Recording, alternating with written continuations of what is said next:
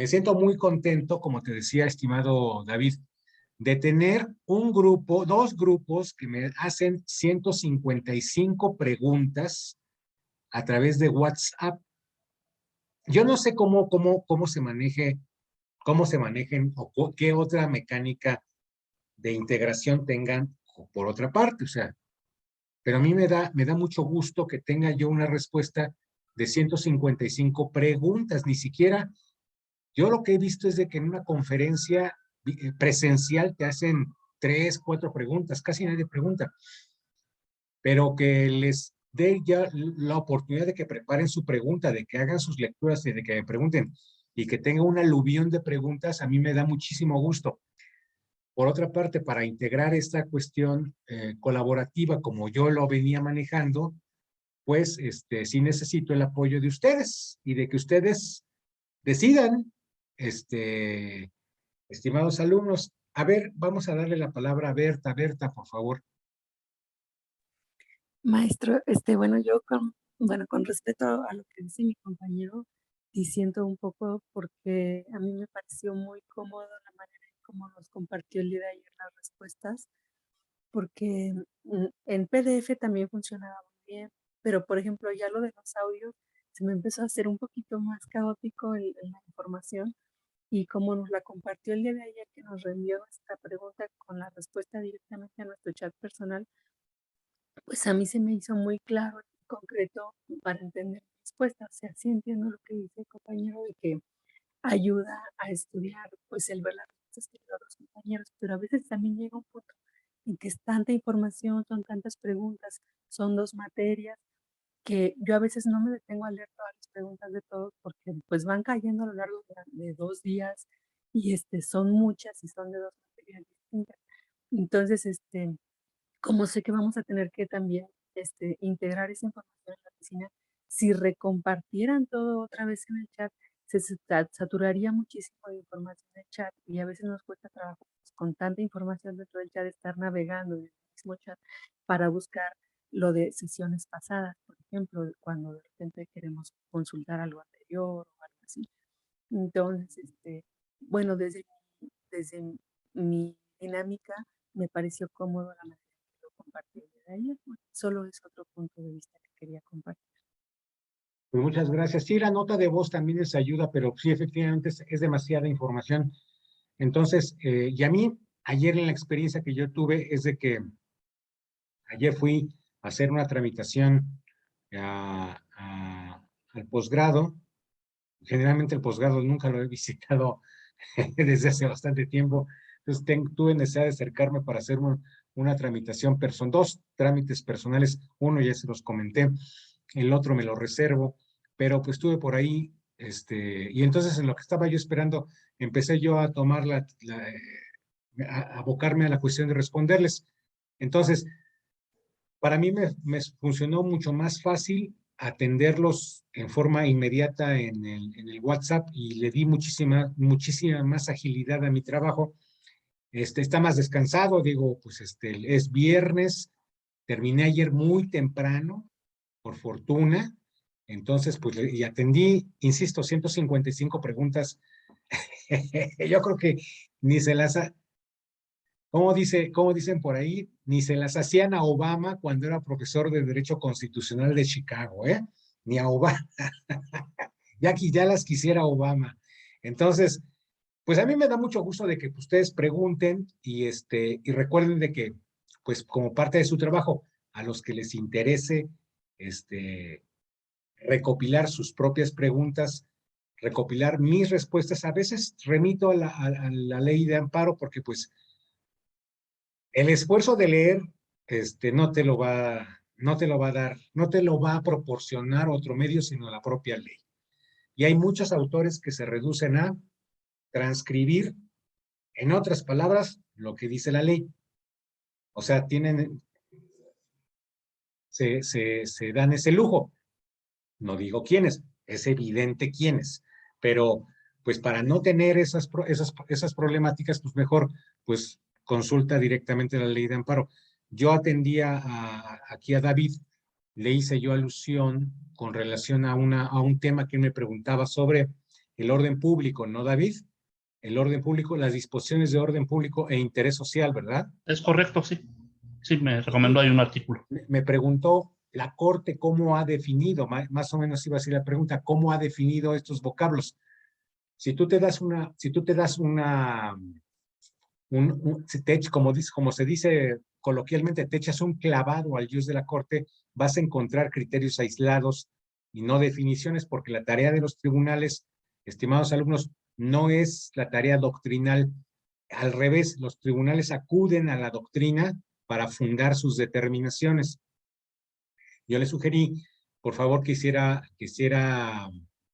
la búsqueda de algún escrito, algún par de ensayos de mi maestra, la doctora Carla Huerta Ochoa, una distinguidísima investigadora de jurídicas, a quien yo aprecio mucho, y que encontré hace mucho tiempo sobre el orden público, sobre la, permítanme la palabra, proteica, porque es como una prótesis, la proteica definición de orden público.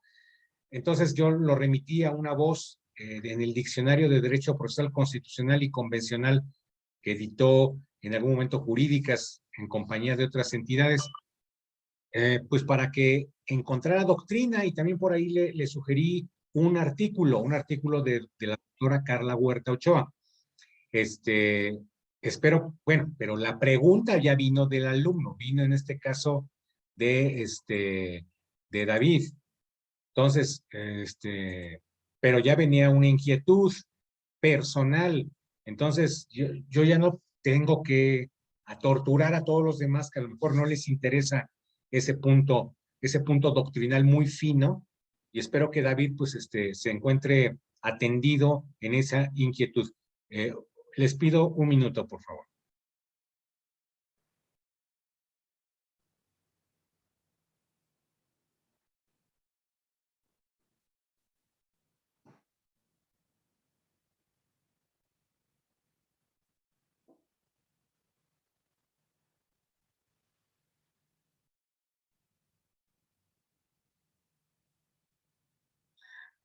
Ahora bien, estimados alumnos, David también, por cierto, que es uno de los más destacados aquí del grupo, junto con Berta, junto con otros colegas que también se están destacando por sus preguntas, que revela que ya están leyendo, ya están estudiando. También un colega por ahí que me sorprendió con algunos textos un poco, bueno, no un poco, sino anteriores a la nueva ley de amparo. No lo recuerdo ahorita en este momento, que me refería acerca de alguna tramitación de los incidentes de suspensión, tanto en amparo indirecto como en amparo directo. También es otro compañero destacado con quien ayer charlé brevemente vía WhatsApp. Al margen de todo esto, David precisamente me dijo, ¿nos pudiera compartir alguna resolución de algún incidente de amparo?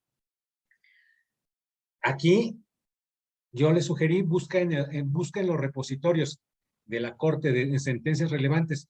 Yo aquí más bien le sugiero a todos los alumnos que detecten un incidente de suspensión en el repositorio mayor que tienen a la mano, que es Mr. Google.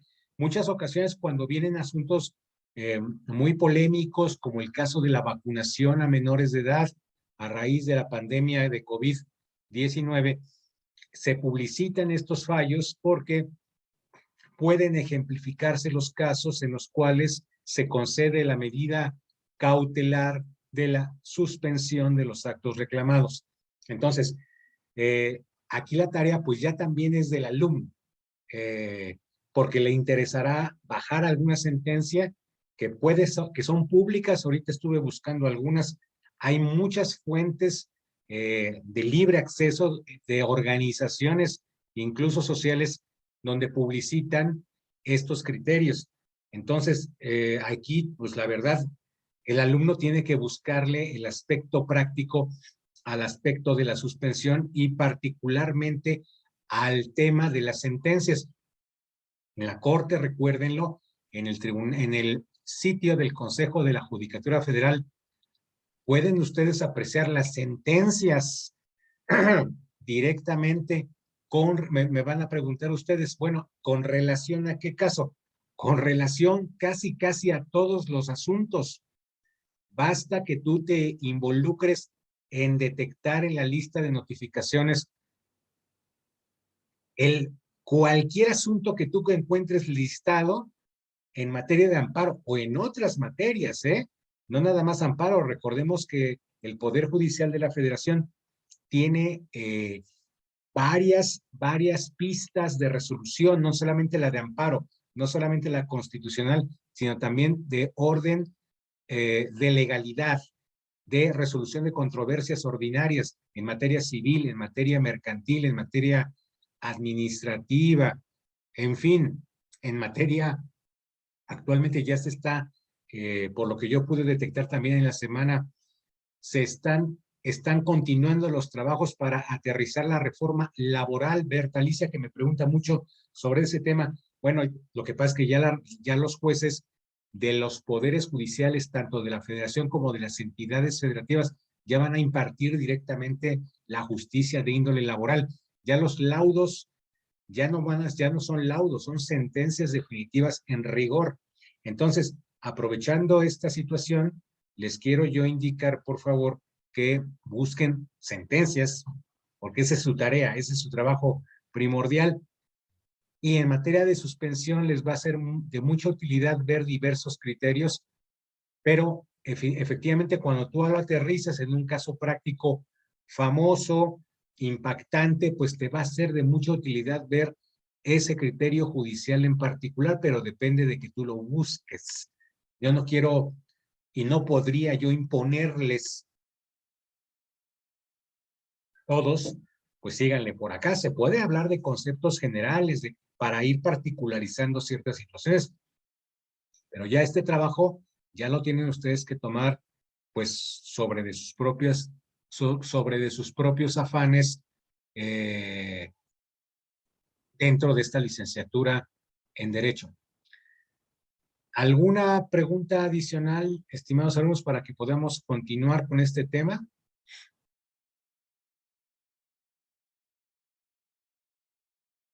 No, profesor, gracias. Bueno, también por ahí, durante la semana se presentó, para los que busquen particularmente obtener información actualizada, es muy importante, de índole doctrinal. Se presentó, me parece que fue el miércoles de esta semana, el denominado Manual de la Prueba Pericial, que es absolutamente gratuito, que está hecho con financiamiento del Poder Judicial de la Federación y particularmente con la coordinación académica de la doctora Carmen Vázquez. Carmen Vázquez es mexicana, vive en Europa, concretamente en Girona, donde es académica de la Universidad de Girona, junto con su cónyuge, Jordi Ferrer Beltrán, otro destacadísimo procesalista que ha ido adquiriendo mucho relieve en los últimos años. Traten de buscar ese manual de la prueba pericial, porque Carmen Vázquez, la doctora Carmen Vázquez, es especialista en prueba pericial, y traten de adentrarse en esta escuela del razonamiento probatorio que está influyendo incluso con más rapidez de lo que podamos suponer en los fallos del tribunal, de los tribunales federales principalmente. Falta todavía un poco para que aterrice esto en la justicia ordinaria de las entidades federativas, pero no estamos lejos. Seguimos enseñando con base en viejos cartabones las probanzas, y el tema de la pericial ni se diga. Sin embargo, es muy importante de que ustedes vayan acudiendo gratuitamente a este manual y que abreven de esta literatura confeccionada principalmente por los magistrados y por los jueces que en ella participan, coordinados por la doctora Carmen Vázquez, que, como les digo, esta semana presentó este texto. Entonces, les recomiendo muchísimo de que estén involucrados también en la búsqueda de esta información, que esta probanza pericial es transversal, incide en todas las materias probatorias procesales de las que ustedes puedan imaginarse, no nada más el amparo, no nada más el proceso civil o familiar, sino en todas las aristas procesales. Entonces les será de muchísima ayuda. Bueno, dicho lo cual, Israel Murillo Vargas, pues aquí está Israel Murillo Vargas, ¿qué nos compartes? Este es el manual de la prueba. Qué bueno, gracias, qué bueno que lo compartes, Israel. Me da mucho gusto. Fuiste tú precisamente con el que estoy platicando. Le sugerí que se proveyera de manuales un poquito más actualizados, pero sus preguntas son muy inteligentes y me celebro mucho que esté abocado en la búsqueda de información doctrinal. A ver, vamos con el tema de la incidencia. Quiero yo retomar algunos textos, algunas preguntas, de los cuales, y aquí también Bertalicia también está poniendo en el grupo de WhatsApp este manual de la prueba pericial, que bueno, gracias Berta por tu amabilidad y que les sea de mucha ayuda a todos ustedes. Sobre sus preguntas, son enormes, son 155, imposibles atenderlas en una hora de clase. Me voy a detectar en temas transversales sobre el incidente de suspensión. Una de las preguntas, una aclaración, por favor acudan si son tan amables a la legislación actualizada de la ley de amparo. Muchos de ustedes están yéndose con Burgoa o yéndose con algún otro doctrinario, y están leyendo disposiciones de la ley de amparo de 1936, que estuvo en vigor hasta antes de abril de 2013. Y en abril de 2013 se promulga y se pone en vigor la nueva ley de amparo. Entonces, muchas de las cosas que se decían antes, algunas de ellas siguen conservando vigencia, algunas no. El tema de la suspensión es uno de ellos. Se ha ido se modernizó, valga la expresión, este instituto procesal, al menos en su arista legislativa, para dotarlo de mayor eficacia a favor de quienes solicitan esta medida cautelar. Entonces, les sugiero, por favor, que acudan a la ley de amparo vigente, la de 2013, para que no se confundan. Primero, el objetivo central de la incidencia de suspensión o de la suspensión de los actos reclamados. Esencialmente, y dicho en palabras llanas, tiene que ver con conservar la materia del amparo. Y cuando digo conservar la materia del amparo, recuerden ustedes de que el gobernado o los gobernados tenemos a nuestra disposición este medio de control constitucional. Este medio de control constitucional evidentemente tiene que ver, en principio, con cuestionar no solamente la legalidad, sino la constitucionalidad de actos de autoridad, que veremos más adelante en los artículos 107 y 170 de la ley de amparo, cuáles son sus vías de procedencia en el amparo indirecto y en el amparo directo. Pero, evidentemente, ese acto de autoridad busca perjudicar al gobernado a través de una ejecución de índole coactivo y lo perjudica. El gran adelanto del amparo es precisamente dotar a los gobernados de esta posibilidad de requerirle, de que una autoridad judicial le ordene a otra autoridad administrativa, legislativa o también jurisdiccional de otro nivel, de que suspenda provisionalmente o en forma definitiva la ejecución de los actos que se le reclaman en vía de amparo. Sin esa medida, evidentemente, no tendría razón de ser el amparo. Sería una cuestión adicionalmente inútil, o inoperante principalmente. Entonces, deben ustedes considerar de que el objetivo central de esta institución es precisamente conservar la materia del amparo en principio. Segundo tema transversal que también estoy viendo. Ustedes preguntan en particular y detecto incluso alguna, permítanme la frase, sin afán de demeritarlos o de molestarlos, detecto algún nivel de confusión en cuanto a la forma como los juzgadores, el juzgador de amparo, procede a otorgar esta medida cautelar.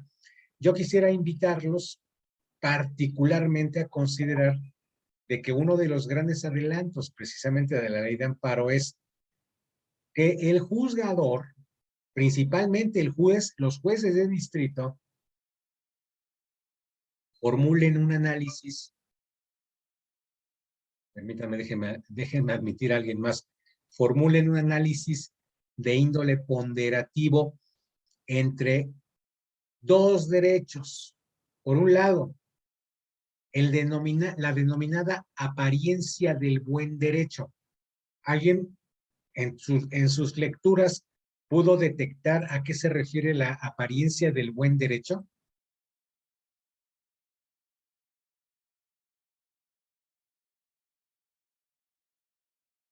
A ver, no se me queden callados porque si no, entonces vamos, o sea, las preguntas son un indicio de que leyeron, pero pues vamos a preguntarles también a ustedes, ¿en qué consistiría esa apariencia del buen derecho?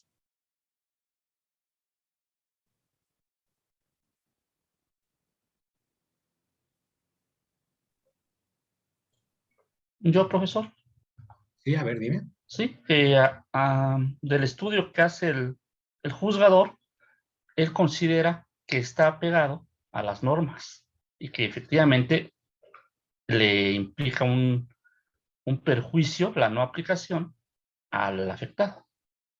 Y el afectado, ¿qué tiene? ¿De dónde deriva entonces esa actitud del juzgador? ¿A qué se refiere la apariencia del buen derecho? En palabras llanas, ¿qué entiendes por eso?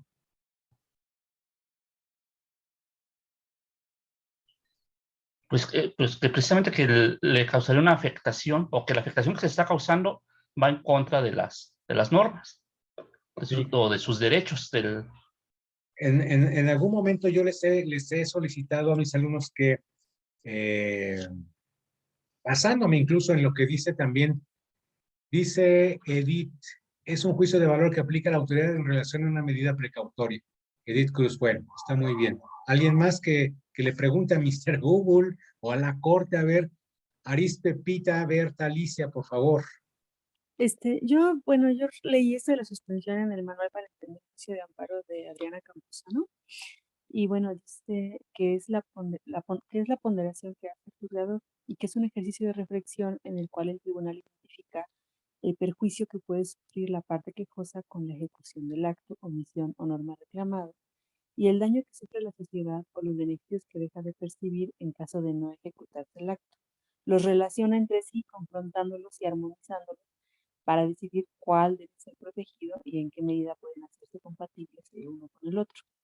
Y con ese análisis concede o niega la suspensión.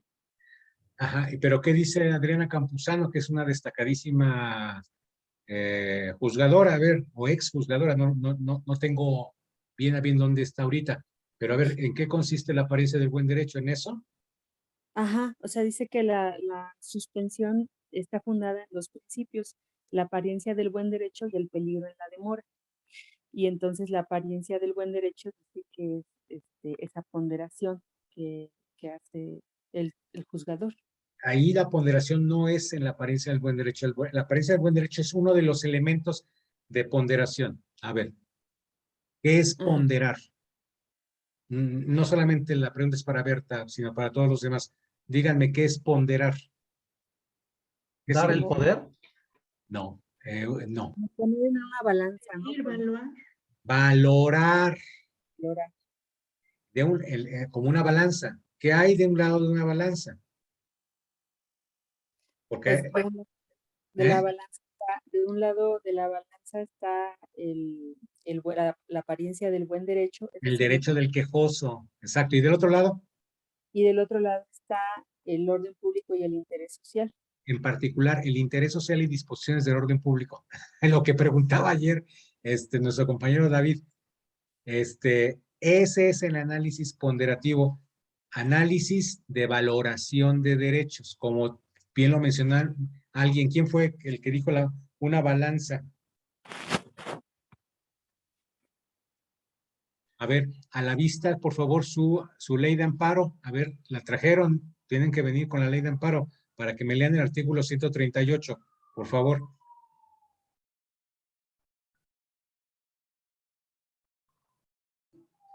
Yo los quiero mucho, les pongo los insumos para que los lean, pero también ustedes tienen que colaborar. A ver, ley de amparo vigente, artículo 138.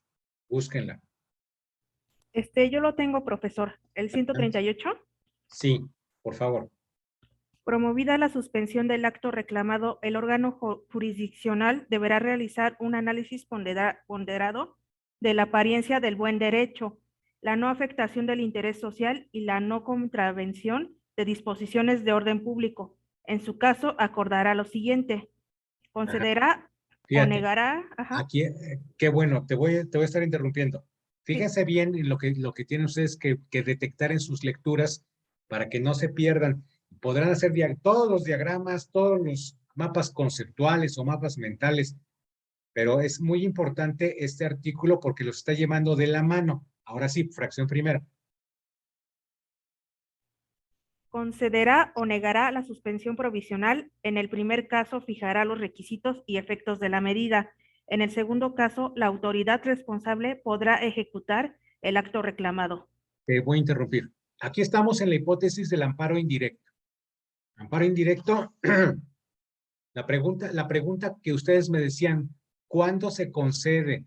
¿Cuándo surte sus efectos la medida provisional? Pues cuando se obsequia, cuando el juzgador determina que ha lugar a conceder en amparo indirecto, en principio, la suspensión provisional, porque ahí podemos ver el trámite de un incidente en forma, como el que ustedes conocen en sus materias procesales, un escrito de cada parte, y si hay pruebas se debe de ofrecer en ese escrito y se deben de desahogar en una audiencia incidental.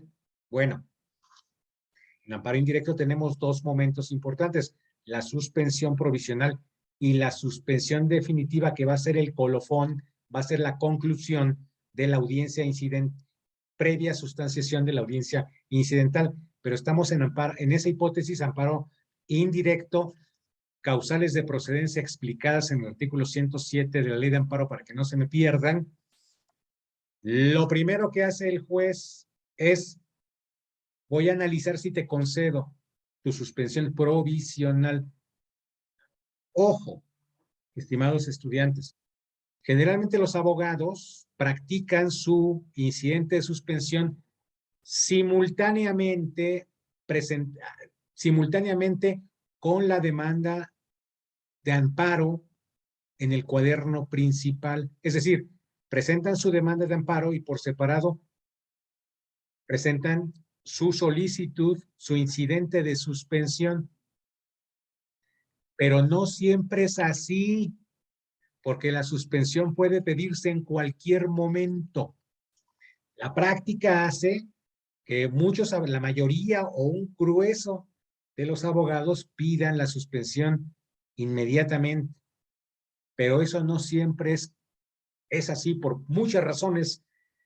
No necesariamente porque al abogado se le olvidó. Hay muchas razones para no pedir en principio la suspensión de los actos reclamados, pero ocurren. Y en eso, o puede atribuirse a un grave descuido, o bien puede atribuirse a plan con maña, a una dilatada experiencia y sangre fría cuando se toma un asunto. Entonces, no siempre es la petición una vez de que se presenta la demanda de amparo, pero pensemos como el común de los practicantes. Pensemos de que presentas tu demanda de amparo y simultáneamente por separado en ese mismo acto presentas tu escrito, tu solicitud de suspensión. En el cuaderno principal, amparo indirecto, el juzgador va a determinar lo conducente a admitirte, prevenirte o desecharte tu demanda de amparo. Y si te la admite, te va a señalar en el cuaderno principal previo emplazamiento de las autoridades responsables y solicitud de sus informes con justificación, te va a señalar fecha y hora para la celebración de su audiencia constitucional. Eso en el principal. Por cuerda separada y por duplicado, en el incidente, te va a acordar lo primero que te está señalando la fracción primera del artículo 138. De antemano te puede negar la suspensión provisional o te la puede obsequiar. Y te puede, en su caso, solicitar fijar las condiciones, dice ahí. Repite, por favor, esa primera fracción para que quede claro. Concederá o negará la suspensión provisional. En el primer caso, fijará los requisitos y efectos de la medida. En el segundo caso, la autoridad responsable podrá ejecutar el acto reclamado. Exactamente, porque si ya te obsequia la suspensión provisional y te fija los requisitos y condiciones, ahí te está indicando la ley de que te puede exigir el juzgador la exhibición de tu garantía para responder de los daños y perjuicios que le llegues a causar al tercero interesado. En esa hipótesis, pero tampoco no siempre es así, ¿eh? Recuerden de que hay incidente de suspensión de oficio y hay otra cosa que se llama muy novedoso, la suspensión de oficio y de plano. Esa no se la sabían, pero es la nueva. Tiene efectos superlativos, su protección. Pero regresemos al 138. A ver qué dice la fracción segunda, por favor. Señalará fecha y hora para la celebración de la audiencia incidental que deberá efectuarse dentro del plazo de 5 días. Perfecto. ¿Y la tercera? Solicitará informe previo a las autoridades responsables que deberán rendirlo dentro del plazo de 48 horas, para lo cual en la notificación correspondiente se les acompañará copia de la demanda y anexos que estime pertinentes. Exactamente, esa es una notificación rapidísima, o sea, te llega el actuario y te dice por oficio, te emplazo, que tienes 48 horas para rendir tu informe previo.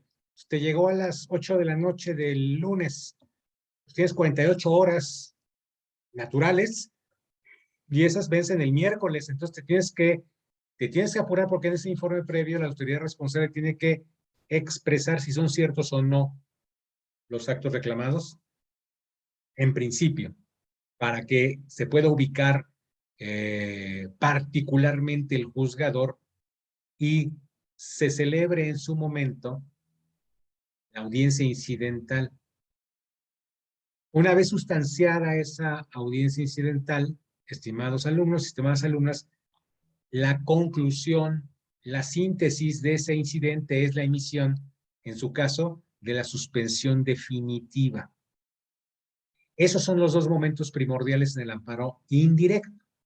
Son muy importantes que tú veas ese modelo de amparo indirecto que funciona con esos dos momentos, una suspensión provisional y una suspensión definitiva. No así en el amparo directo. ¿Por qué, estimada Lucía Coca Hernández? ¿Por qué? A ver, te doy un minuto para que lo pienses.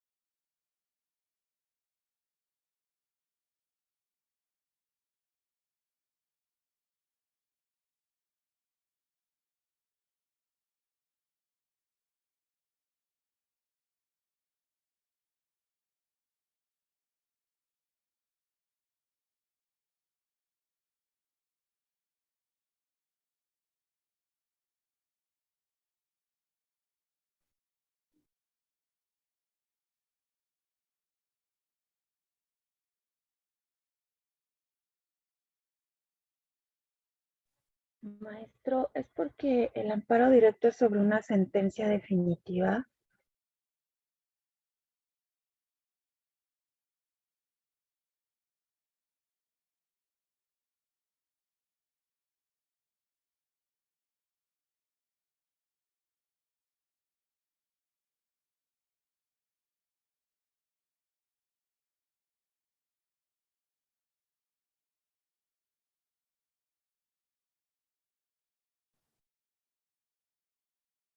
Discúlpenme, estimados alumnos, hay cosas muy humanas que nos distraen y pedestres. A ver, Lucy, Coca, por favor, adelante.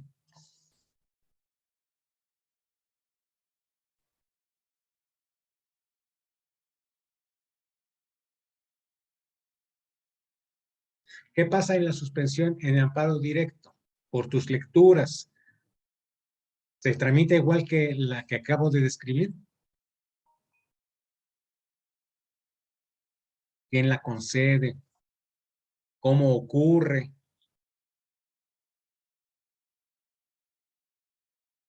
A ver, vamos a preguntarle. A ver, Israel.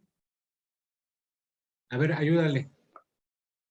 Sí, profesor. A ver, conforme a lo que leímos del artículo 138 que aplica al amparo indirecto, yo lo que logro notar que dice la no afectación del interés social y la no contravención de las disposiciones del orden público podría ser porque en el caso del amparo directo, digamos, aquí es ¿cómo se llama? En el amparo directo sería un derecho, digo, legitimado que me afectaría a mí, mi esfera jurídica, y no a lo mejor tanto el interés social, el interés social en este caso, o sea, un interés difuso. Vas bien, pero ahora sí de que yo me fijé más en la forma, no en el fondo en el cual tú estás incidiendo. En la forma, Ok, respuesta a Lucy, Coca y para todos, en amparo directo no funciona como lo acabo de describir en la vía indirecta. Suspensión provisional, suspensión definitiva. No hay un juez de distrito. En amparo directo, estimados alumnos, causales de procedencia 170 de la ley de amparo, procede contra sentencias definitivas y actos que ponen fin a un proceso jurisdiccional. Aquí distinguimos una autoridad responsable que va a ser, por ejemplo, sustanciada una apelación contra una sentencia de primera instancia, va a ser la sala del Tribunal Superior de Justicia, por ejemplo, de la Ciudad de México. Contra de esta autoridad responsable se debe de promover el amparo directo. Y es la autoridad responsable, el tribunal que emitió la sentencia en apelación, la que va a sustanciar y va a administrar, valga la frase, la suspensión que llegue a solicitar el quejoso o los quejosos. ¿Entendemos esa sutil diferencia, Lucy? O Rosa Jiménez, que te estoy viendo. Tu micrófono, tu micrófono. Maestro, entonces la autoridad responsable es la que va a determinar sobre la suspensión del propio acto En ya el emitido, amparo directo. en el amparo directo. En el amparo directo. Causales de procedencia del amparo directo 170 de la ley de amparo. En el amparo indirecto, estimada Rosa, ya te expliqué audiencia, suspensión provisional y suspensión definitiva. ¿Captas, entiendes esa diferencia? Y hay un juez de distrito que interactúa en estas dos suspensiones. Ajá. A ver, vamos a ver qué me dice. A ver, ¿qué dice Coca? Lucy, una sentencia. Lucy Coca Hernández pregunta: ¿una sentencia causa ejecutoria cuando transcurre el plazo legal que la ley concede para recurrirla? Y si no se recurre, esta forma se conoce como ejecutoria por Ministerio de Ley y otra forma es la declaración judicial. Bueno, pues sí, sí coincido con tu comentario. Correcto. Me retrotraigo a lo que me dice Israel.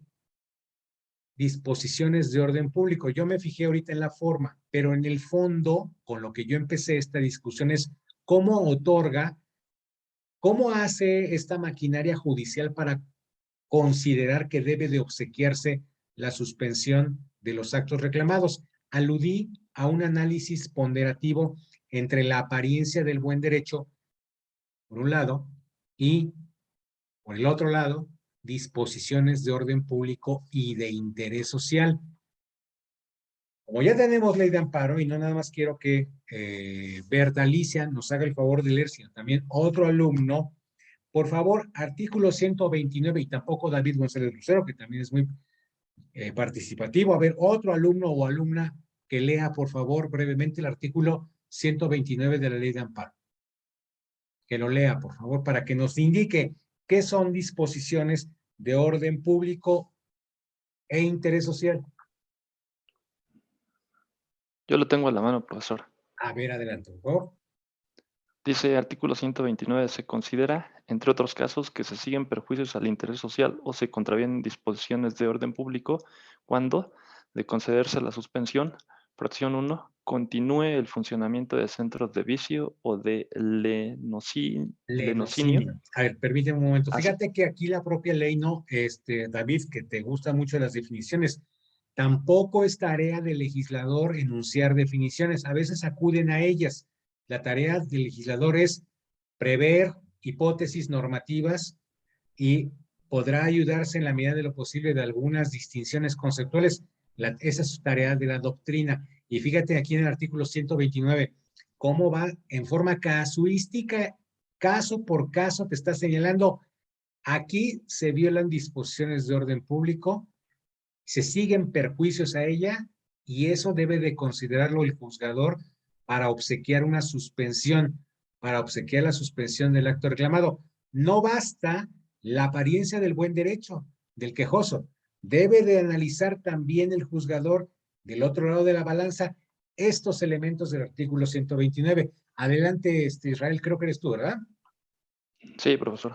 Bueno, entonces, la Dice primera, así, ¿cuál era? continúa el funcionamiento de centros de vicio o de lenocinio, así como de establecimientos de juegos con apuestas o sorteos. La fracción 2, continúe la producción o el comercio de narcóticos. Fracción 3, se permite la consumación o continuación de delitos o de sus efectos.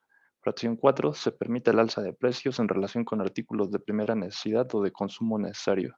Fracción 5, se impide la ejecución de medidas para combatir epidemias de carácter grave o el peligro de invasión de enfermedades exóticas en el país. Fíjate, Fracción 6. te interrumpo, fíjate en esta, se impida la ejecución de medidas para combatir epidemias de carácter grave. ¿A qué le suena? A la pandemia. A la pandemia. Por eso muchos amparos, no necesariamente a favor de la vacunación de menores, sino muchos otros amparos relacionados con esta clase, con algunas medidas, principalmente de índole administrativo, que ordenaban el confinamiento, fueron desechados y fueron consideradas improcedentes sus suspensiones con base en este numeral. ¿Puedes repetirlo, Israel? Sí, profesor.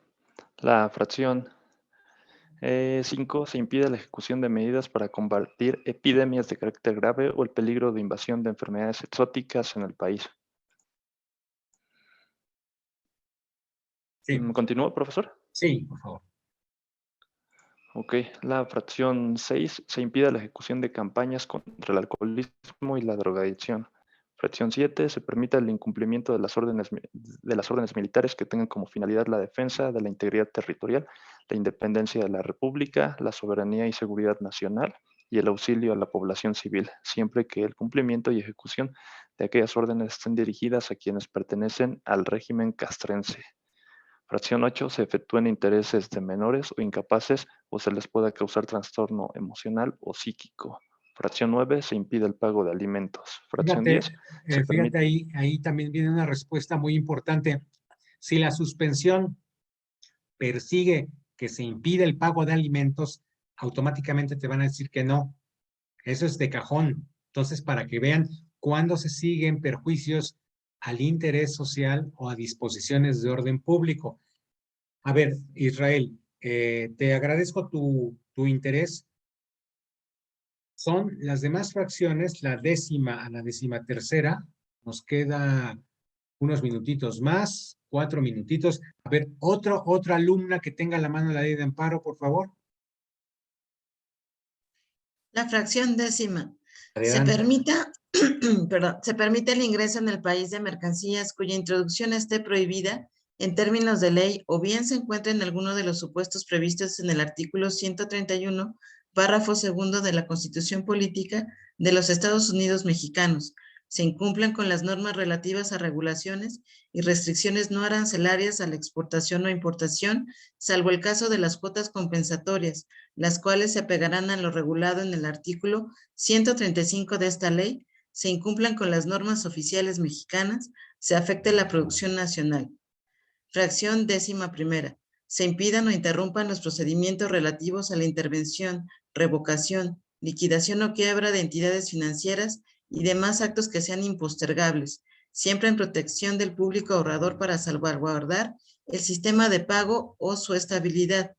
Fracción décima segunda. Se impida la continuación del procedimiento de extinción de dominio previsto en el párrafo segundo del artículo 22 de la Constitución Política de los Estados Unidos Mexicanos.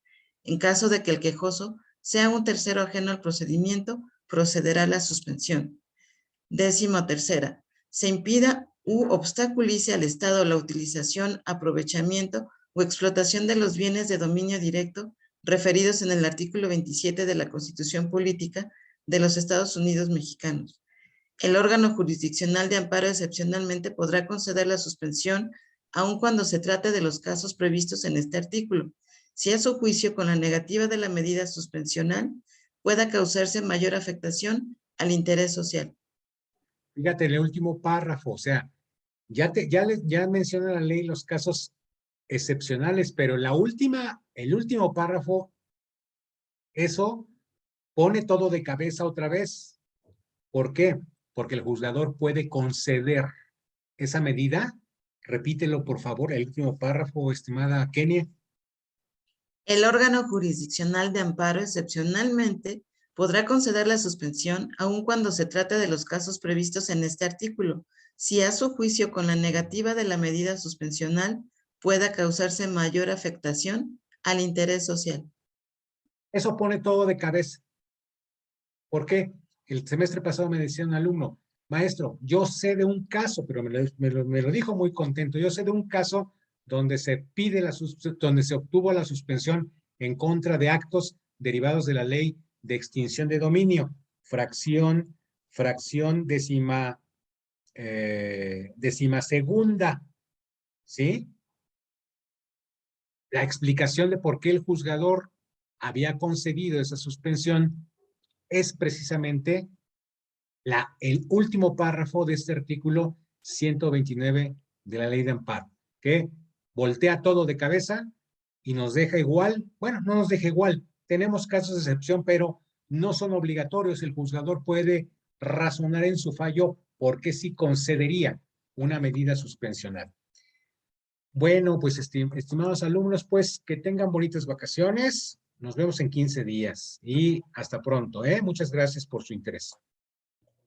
Muchas gracias, profesor. Gracias, profesor. Gracias, profesor. Gracias, hasta Sí, luego. manita. Adiós, profesor. Adiós. Maestro, una pregunta Dime, Berta, adelante. del trabajo que tenemos que ir avanzando de la tesina, dijo que descargáramos una sentencia y digo que en la página de la corte las podemos encontrar, las sentencias. También hay muchos repositorios. Te puedo sugerir 2, pero pues tú puedes encontrar muchos más. Una sentencia con exclusión de datos personales vía transparencia. ¿Y ¿Sí? qué es lo que tenemos que marcar en la sentencia? Ah, pues no te lo he dicho, pero yo te lo sé. No. Usted busque una sentencia, usted busque material que le guste, que acomode a sus intereses, que sea lo que usted está buscando, ya luego yo le diré. Ok. Sí, maestro, gracias. Bueno, bonitas vacaciones. Igualmente. Hasta luego. Hasta luego.